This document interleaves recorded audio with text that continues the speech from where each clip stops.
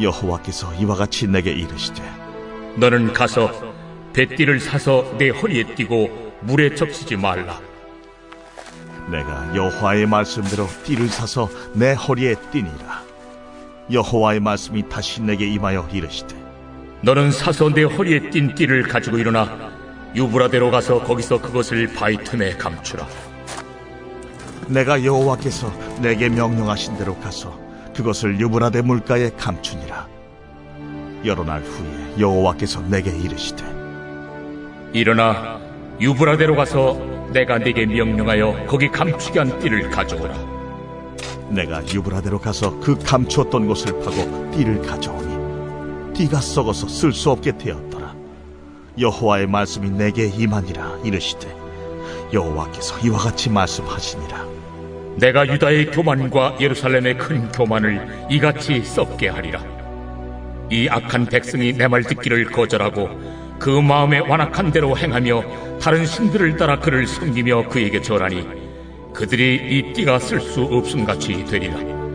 띠가 사람의 허리에 속함같이 내가 이스라엘 온 집과 유다 온 집으로 내게 속하게 하여 그들로 내 백성이 되게 하며 내 이름과 명예와 영광이 되게 하려 하였으나 그들이 듣지 아니하였느니라. 그러므로 너는 이 말로 그들에게 이르기를 이스라엘의 하나님 여호와의 말씀에 모든 가죽 부대가 포도주로 차리라 하셨다 하라.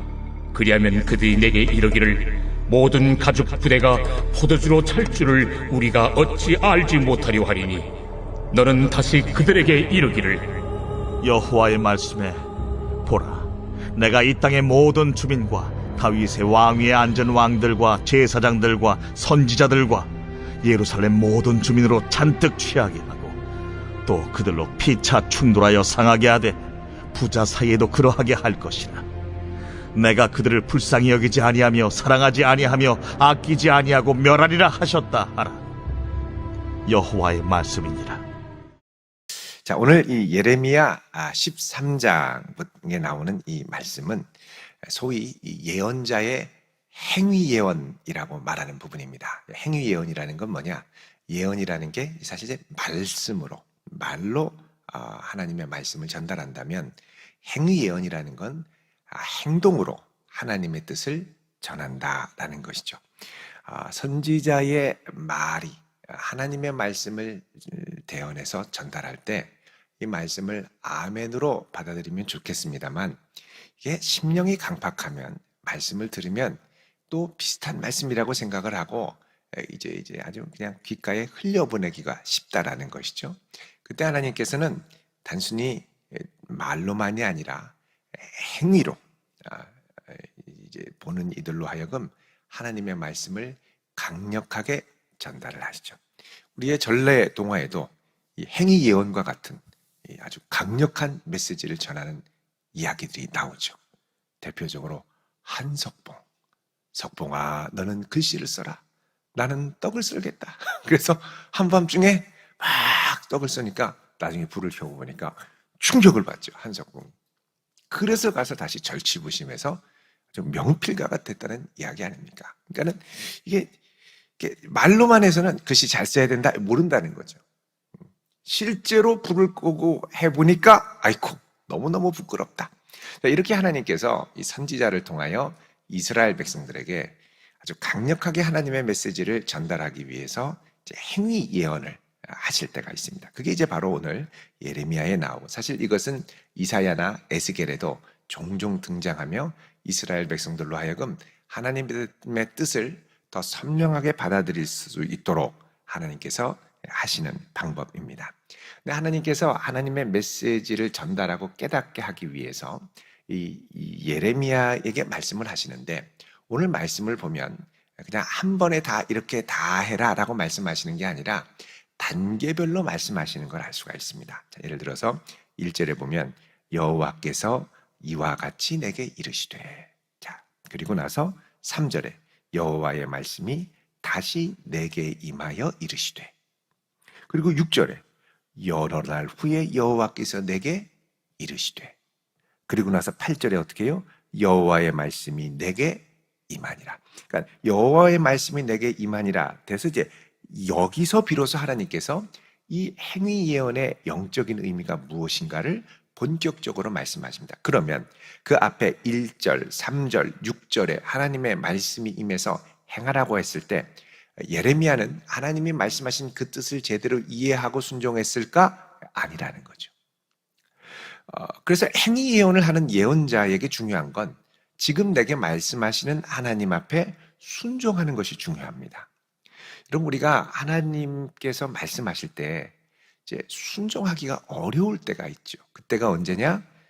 이해가 안 갈 때입니다. 우리의 지적인 이해와 동의가 있어야 순종할 텐데 때로는 하나님이 이해가지 않는 말씀을 하실 때가 있죠. 아브라함이 그렇습니다. 창세기 22장에 보면 너는 내 사랑하는 아들 독자 이삭을 내게 바쳐라. 도저히 이해할 수 없는 거죠. 근데 아브라함은 묵묵하게 따라갑니다.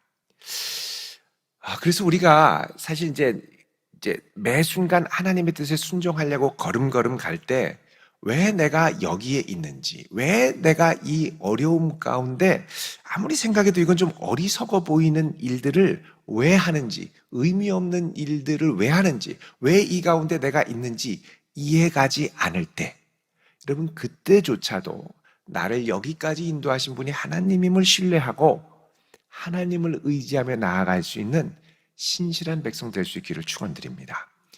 이게 이해가지 않는다고 하나님 모르겠어요. 집어치우면 하나님의 뜻을 행하다가 이제 멈추게 되는 거죠. 그 어리석음의 과정 자체가 하나의 전체 메시지가 되어서 이스라엘 백성들에게 울림을 주는 메시지가 되는데 이 중간의 과정이 내가 생각해도 어리석다라고 생각하고 그냥 집어치우면 그 메시지 자체를 전달하려는 하나님의 계획이 우리의 판단, 선입견 그리고 교만으로 인하여 막히게 된다는 겁니다. 자, 하나님께서 오늘 예레미야에게 하라고 하시는 행동을 보십시오. 1절에 보면 너는 가서 뱃띠를 사서 허리에 띠고 물에 적시지 말아라. 자, 이 뱃띠라는 건 여러분 이 아주 값비싼 장신구의 일종입니다. 그냥 아무거나 이렇게 딱 떼면 되는데 배로 띠를 만든 건 아주 값비싼 이 배천에다가 짜서 멋지게 허리를 두르게 하는 이제 귀한 이제 장식구였죠. 자, 근데 이거를 사서 허리에 띠고 물에 적시지 말아라. 자, 배로 띠를 띨 때 물을 자꾸 적시면 이게 이제 상할 수가 있는 거죠. 그래서 예레미야가 하나님 말씀하신 그대로 어떻게 해요? 띠를 사서 허리에 띠고 있었습니다. 왜 띠라고 했는지 모릅니다. 우리 같으면 왜요 주님? 이렇게 물어보겠죠. 근데 그냥 살아가는 거예요. 한참 그러고 다니니까 3절에 하나님이 다시 말씀하십니다. 너는 4절에 사서 내 허리에 띈 띠를 가지고 일어나 유브라데로 가서 그것을 바위 틈에 감추어라. 여러분 이 바위 틈에는 이끼가 나죠. 왜요? 습하기 때문에. 습한 곳에 가서 이 비싼 뱃띠를 넣으면 어떻게 되겠습니까? 상하고 썩지 않겠습니까? 근데 하나님께서 가서 넣으라는 거예요. 유브라데로 가라.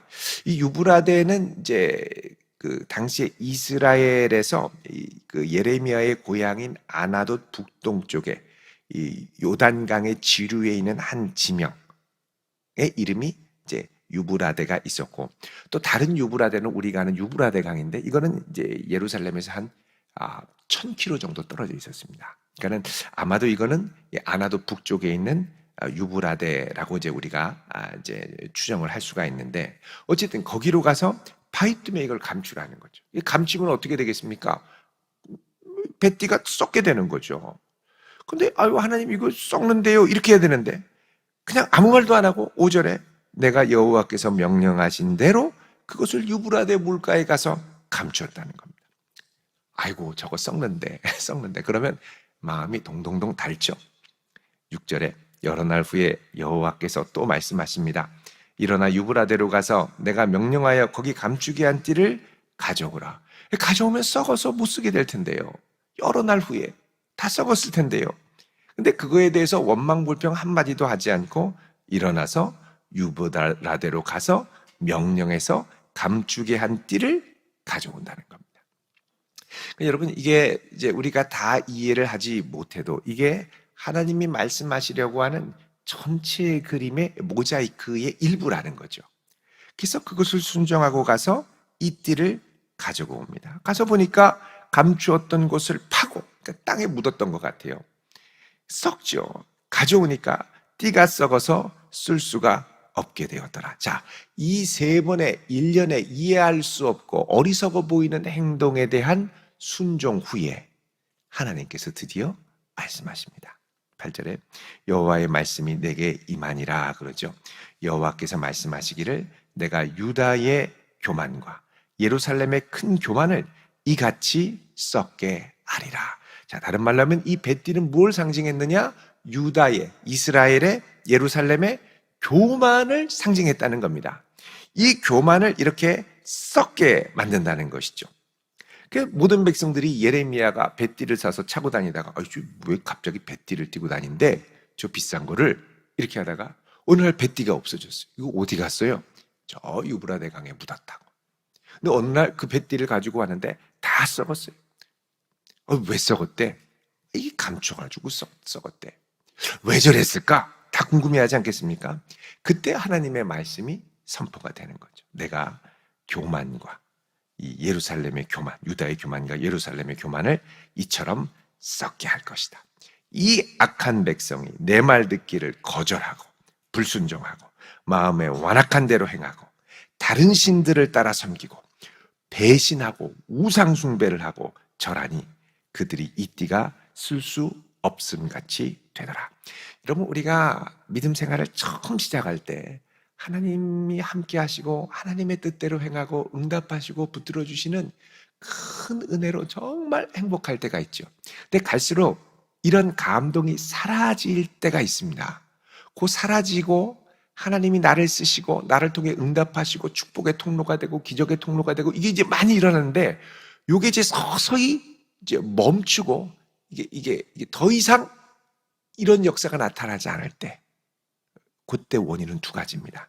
첫 번째는 교만, 두 번째는 우상. 교만한 거죠. 내가 알아서 한다. 하나님이 나를 써주세요. 내가 자존심 굽혀가면서 이렇게까지 해야 돼. 연락해도 받지 않는 저 인간을 내가 언제까지 참겠느냐. 에이 모르겠다. 이렇게 해서는 쓰임받지 못한다는 거죠. 예수님이 베드로가 그 예수님을 잡으러 종들이 오니까 화딱지가 나서 당황해서 칼로 이 종 말고의 귀를 베어버리죠. 예수님이 뭐라 그럽니까? 그때 이것까지 참으라 그러죠. 못 참겠다. 그리고 그 다음에 뭡니까? 우상입니다. 주 예수보다 더 귀한 것은 없네. 그런데 주 예수만큼 더 귀한 것이 자꾸 보이는 거예요. 그러면서 점점 예수님보다 더 많은 거에 관심을 갖기 시작하면서 주의 역사가 서서히 약화되고 성령의 역사하심이 소멸이 되기 시작하는 거죠. 그래서 이스라엘이 정말 하나님 앞에 귀하게 쓰임받고 정말 기적적으로 이 약속의 땅 가나안에 들어갔다는 건 놀라운 능력이고 기적이죠. 출애굽했다는 건 놀라운 기적이죠. 그때 이스라엘의 첫 상태가 어땠습니까? 오직 주밖에 없고 주님 말씀하신 대로 순종하고 주께서 하라는 대로 가고 홍해를 지나가라 그러니까 그냥 들어가고 홍해 속으로 약속의 땅 가나안으로 여리고성 7번 도르라 그러니까 이 말도 안 되는 얘기를 그냥 묵묵히 순종하면서 도르니까 무너지죠. 그러니까 겸손과 주님 한 분만을 전적으로 신뢰하는 마음으로 거기까지 간 겁니다. 근데 어느덧 하나님보다 더 중요한 우상이 생기고 꼭 하나님이 그렇게 하라는 게 어리석게 느껴지고 세상의 방식이 훨씬 더 지혜롭게 느껴지면서 하나님을 멀리하기 시작한 거죠. 하나님이 이 두 가지를 지적한 겁니다. 그래서 11절에 여호와의 말씀이니라 네가 사람의 허리에 속함같이 내가 이스라엘 온 집과 유다 온 집으로 내게 속하게 하여 내 백성이 되게 하며 내 이름과 명예와 영광이 되게 하려 하였으나 그들이 듣지 아니하였느니라. 자, 이들을 이렇게 하나님께 속하게 하고 놀라운 기적과 능력으로 인도하신 건 뭐냐? 하나님의 이름과 하나님의 명예를 드높이며 하나님의 영광이 되게 하려 한다는 겁니다. 근데 이제는 내 명예와 내 영광으로 이게 바뀌어지는 거예요. 여러분, 우리가 하나님의 영광을 위하여 살기로 다짐하고 하나님의 영광을 위하여 지음받고 부름받은 것을 확신한 이상 이 중심을 끝까지 지켜갈 수 있기를 축원드립니다. 끝까지. 그래서 나중에 주 앞에 섰을 때 정말 너를 통하여 내 영광이 빛났구나. 착하고 충성된 종아. 칭찬받는 성도 될 수 있기를 바랍니다. 자, 하나님께서 이렇게 말씀하시고 12절에 이렇게 얘기합니다. 너는 이 말로 그들에게 이르러라. 이스라엘의 하나님 여호와의 말씀에 모든 가죽 부대가 포도주로 차리라. 자, 모든 가죽 부대가 포도주로 찬다. 이거 뭐 당연한 얘기죠. 포도주에는 포도주 가죽 부대에는 포도주를 채워 넣어야죠. 그러면은 이 이스라엘 백성들이 그 말을 듣고 뭐라 그러냐? 아니 그걸 지금 예언이라고 하느냐? 예? 이 가죽 부대가 포도주로 찰 줄 우리가 어떻게 모르겠느냐? 이렇게 말한다는 거죠. 자, 이렇게 문제를 제기하는 교만할 때까지 교만해지도록 하나님이 기다렸다가 13절에 다시 말해라. 그 의미에 담겨있는 문자적으로만 이해하는 게 아니라 그 심층에 담겨있는 당연한 이야기들이 사실은 너희들의 영적 상태에도 당연히 적용된다라는 걸 말씀하고자 한다는 겁니다. 그게 뭐냐? 내가 이 땅의 모든 주민과 다윗의 왕위에 앉은 왕들, 다윗의 왕위에 앉은 왕들은 이제 이 남유다. 이미 이제 이 예레미야 때는 북이스라엘은 멸망했으니까요. 이제 다윗의 왕위에 앉은 남유다. 지금 남유다만 남은 겁니다. 이 왕들과 제사장들, 선지자들, 모든 주민들, 이스라엘의 지도자들, 그리고 주민들 모두 다 잔뜩 취하게 하고 또 그들로 피차 충돌하여 상하게 하되 부자 사이에도 그러하게 할 것이라. 너희들 잔뜩 취한다는 건 뭡니까? 하나님이 안 계셔서 혼미하게 되는 이 세상의 다양한 우상들로, 가치들, 사상들로 혼미게 된다는 거죠. 그래서 충돌하고 서로 상하고 다치게 하고 해치게 하고, 그때 하나님이 14절에 그들을 불쌍히 여기지 아니하며 사랑하지 아니하며 아끼지 아니하고 멸하리라. 이 뭡니까? 경고의 말씀입니다. 여러분, 예레미야가 이 말씀을 전하기 위해 그냥 말하면 됐지만 어떻게 해요?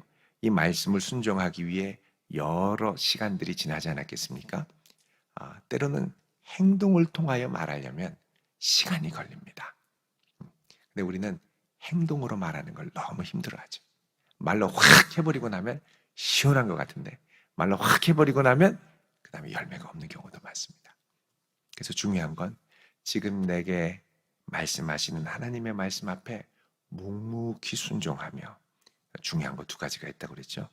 교만, 우상. 교만의 반대는 뭘까요? 겸손. 우상의 반대는 오직 주님밖에 없는 주재권, 주밖에 없는. 기쁘게 주님을 순종하며 기쁘시게 하는. 그래서 우리가 결국 예수 그리스도의 아름다운 향기로운 편지로 많은 이들에게 드러날 수 있기를 우리 주님의 이름으로 축원드립니다. 기도하겠습니다. 거룩하신 아버지 하나님, 우리의 한 번뿐인 인생, 주께서 가라 하실 때 가고 서라 하실 때 서며 기쁘게 주의 영광을 위하여 살아드리는 저희들이 되게 하옵소서.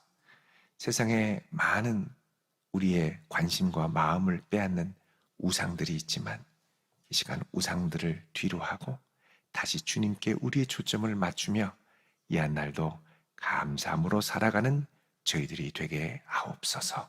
예수님의 이름으로 기도드립니다. 아멘.